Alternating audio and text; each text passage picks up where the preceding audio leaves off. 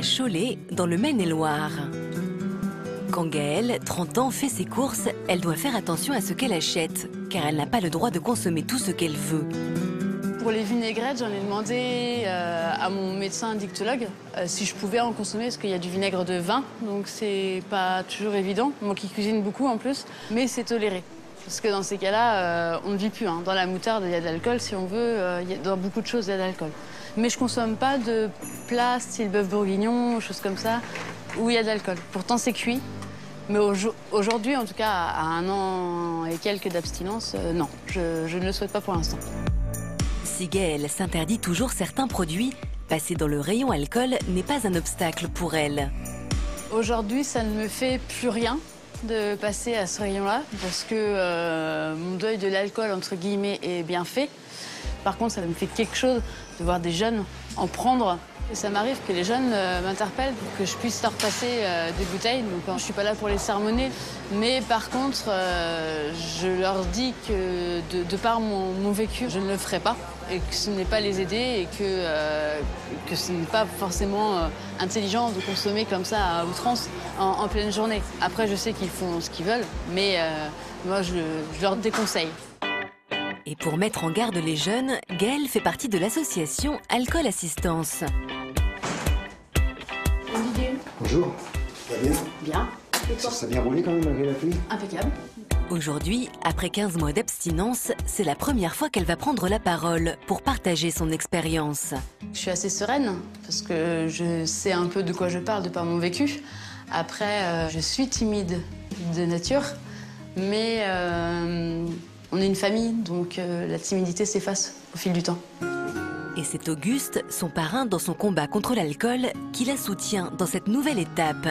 J'ai rencontré la Gaëlle suite à un appel de son mari à l'époque. Et voilà, les choses se sont passées, je dirais, avec beaucoup de simplicité, mais aussi beaucoup de profondeur. Il y a eu un courant qui est passé, le feeling, tout simplement. Auguste, pour moi, c'est un peu comme mon deuxième père. Il a une place très importante dans mon épanouissement d'aujourd'hui. Bonsoir à toutes et merci d'être parmi nous aussi nombreux.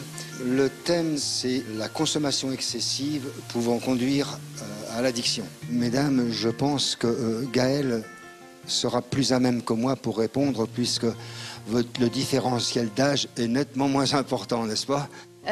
Du coup, on est venu là parce que voilà, on sort souvent, 1 fois par semaine, donc voilà, on s'interroge vraiment sur notre consommation d'alcool.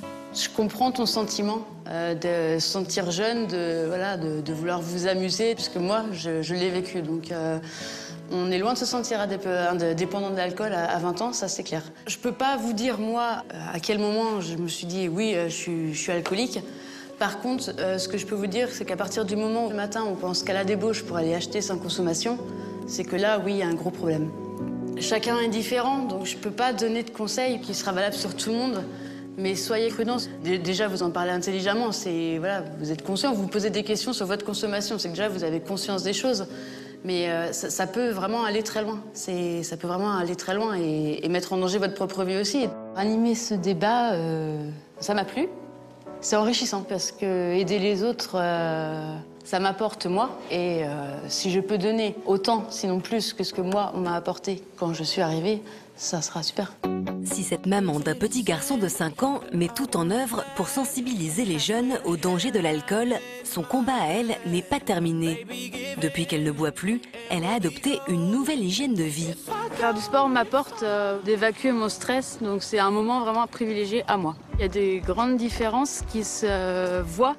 Physiquement, j'ai repris du tonus, de la pêche, comme on peut dire.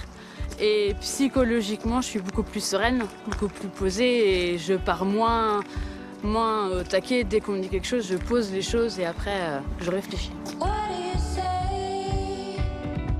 Tout a changé dans ma vie depuis que j'ai arrêté l'alcool. On me redonne confiance, je me refais confiance, c'est une nouvelle vie en fait.